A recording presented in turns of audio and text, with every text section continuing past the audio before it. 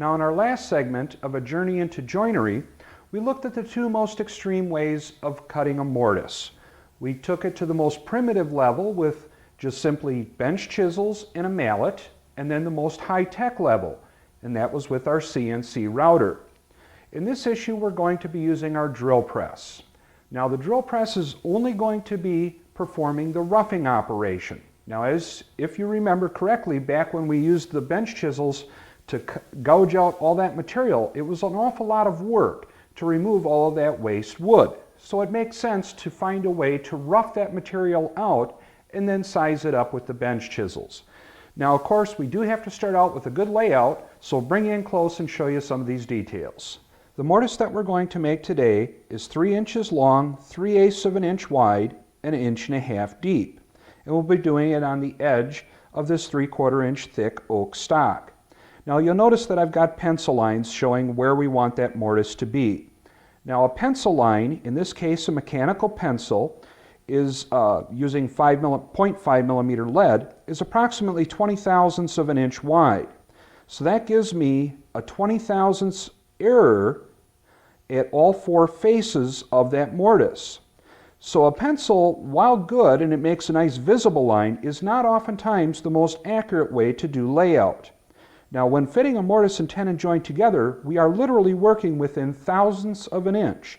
You want that fit to be within about 5 thousandths of an inch. So if we've got a 20 plus a 20 thousandths error, that's 40 thousandths of an inch. That's darn near 1/32 of an inch of possible error depending on where we cut to that line. Now on oak, it's very hard to work using either a marking gauge or even an X-Acto knife, a utility knife like this, to do your layout. But on this maple here, we can see the line, hopefully, and this is what I'd like to demonstrate. Now I'm using my dial caliper, and I've got my end set at 3/16 of an inch, because if we're going with a 3/8 inch mortise on 3/4 inch thick stock, we know we'll have 3/8 of wall thickness total left. Well, divide that by 2 because we've got 2 walls. 3/16, 3/8, and 3/16 adds up to a full 3/4 of an inch. So I'll mark in from each edge 3/16 of an inch. And I'm using my X-Acto knife here. And hopefully you'll be able to see these lines. And I'll do that from both faces. And of course, this would only work if in fact your stock is 3/4 of an inch thick. Now I'll draw my long lines.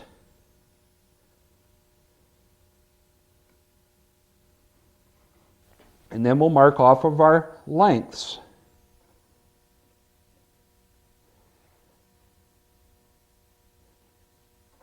So we've got nice square ends. We'll use a square to finish up those marks. Now as you can see, you can just barely make out these lines, but I will say that it's much more accurate to work to that very fine cut line than it is to this wide pencil line. So when doing your layouts, take the time, make it as accurate as you can and as precise as you can, because that mortise and tenon joint must fit tightly. Now you'll notice that I've got this laid out in 2 sections. And what that's going to do is help us along here, because what we're going to do is drill out this waste material using a 3/8 inch diameter drill. Then in this area, I'm going to drill out the waste material using a 1/32 of an inch smaller drill bit. And then we'll show you what the difference will look like after we get done sizing up that mortise. Over here at the drill press, I've installed a 3/8 inch diameter drill bit. I've clamped on my fence just loosely at this point. Now what I want to do is establish the distance between the edge of the drill bit and the edge of my fence. And it's very hard, of course, to measure that because it's hard to get a scale in there or even a dial caliper to measure that gap that's there. But what we can use is a 3/16 inch drill bit as a feeler gauge, because we do want 3/16 of an inch between the outside edge of our workpiece and the edge of the drill bit. So we'll bring this down, lock our quill down, and adjust our fence over. And right there, we'll lock it in place. Now what I want to do is drill into this workpiece just deep enough so that the full diameter of the drill is making a full diameter hole. Now I'll bring my drill back down, lock my quill down into its lowered position, and we can set our depth stop. Now we can go ahead and drill out the waste material. Now, as I mentioned a moment ago, I'm going to switch over to an 11/32 inch drill bit and drill out the other half of our mortise. This is solely for demonstration purposes. You would of course just use one drill bit in real practice. You'll also notice that the holes are very close to each other as I'm drilling them. I don't want to have just a half a hole, so to speak, as I'm drilling it, but more along the lines of about 80 to 90% of a full hole as I'm drilling one hole to the next. You'll notice that I used a twist drill to drill out most of this waste material. Now, if I were using a Forstner bit, for example on a larger mortise, I could actually cut between each of these holes with that Forstner bit. Now, I don't like to use Forstner bits on these small mortises because Forstner bits are not very good at ejecting the chips, whereas in the case of a twist drill, it's very good at ejecting the chips. Now, just as we did in the last issue, we used ordinary bench chisels, but I would like to point out that there are other chisels that you could use. Now, this particular tool is an ordinary 1/4 inch bench chisel. You'll notice it's very thick in this profile. It's ground on all surfaces. It has this large bevel near the top edge. This one's what's called a registered chisel. It has generally a longer bevel on it.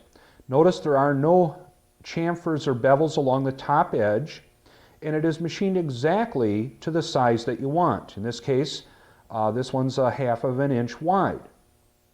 Now, these registered chisels are pretty much specifically designed to do mortising. They allow you to get in and cut the width of that mortise all in one cut at exactly 3/8 of an inch. However, don't let that precision in the tool itself fool you. You still have to guide that tool very precisely in as you're making your cuts. You're not just going to drive in a 3/8 inch wide chisel along an 1.5 inch long or a 3 inch long mortise and magically have a perfectly sized mortise. They do require a substantial amount of skill to get a nice square and perfectly sized mortise. So now with the chisel selections, we'll actually be using bench chisels in this example, and we'll start wasting away the rest of the material. Now I'll start out with a 1 inch wide chisel, and I'm going to make some vertical chopping cuts to flatten out the side faces of our mortise.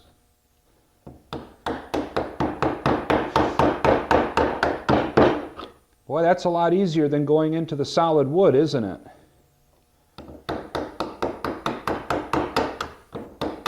Now at this point, I'm about a 32nd of an inch away from the edge of my drilled hole.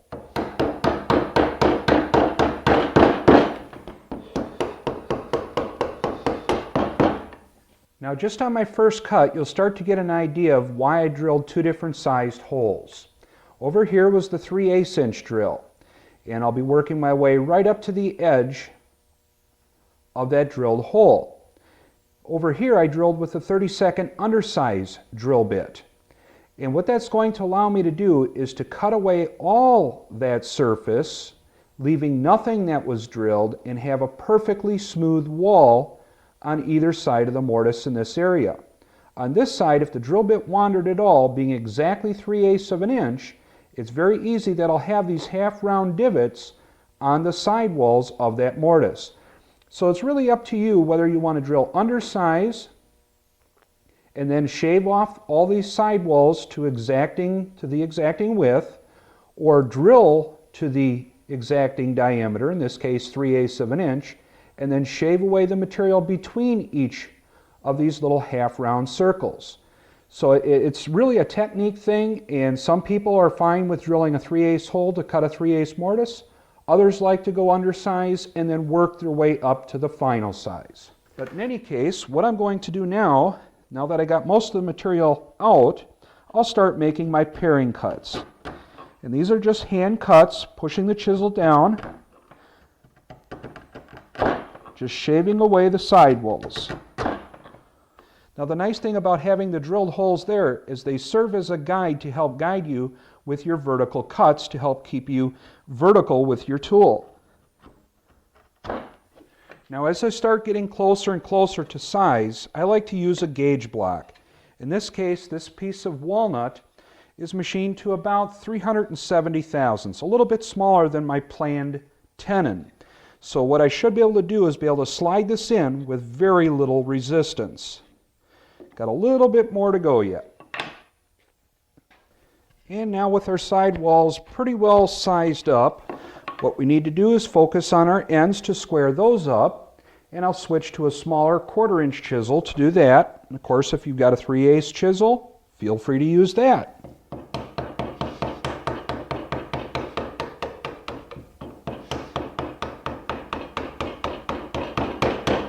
With the mallet work out of the way, now we switch back to paring cuts, just forcing the chisel in by hand.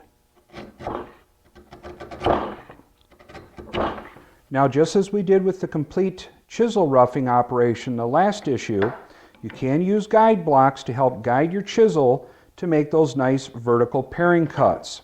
Same thing with this guide block to make nice square and vertical cuts at your ends. Now what we'll do is we'll cut this apart and see what it looks like on the inside. Now with it cut open, you can see how our drill points help control our depth. We've got nice vertical side walls. And here you can see where we drill with the 3/8 inch drill bit, how we've got these little half round cuts. Those are going to be important, as we'll learn in a future issue. But realistically, this isn't bad at all. This would be more than acceptable for a good mortise and tenon joint. But what you do want ideally is a nice smooth surface, as I've got in this area here. That will give you your best gluing surface. Well, I hope you found this demonstration useful. It's a very practical way of making mortise joints. Utilizing both the drill press and bench chisels is one of the most common ways of making mortises. So if you don't have a hollow chisel mortiser, this is a great alternative to the other methods. I'm Chris DeHut for Woodworking at Home magazine. Thanks for watching.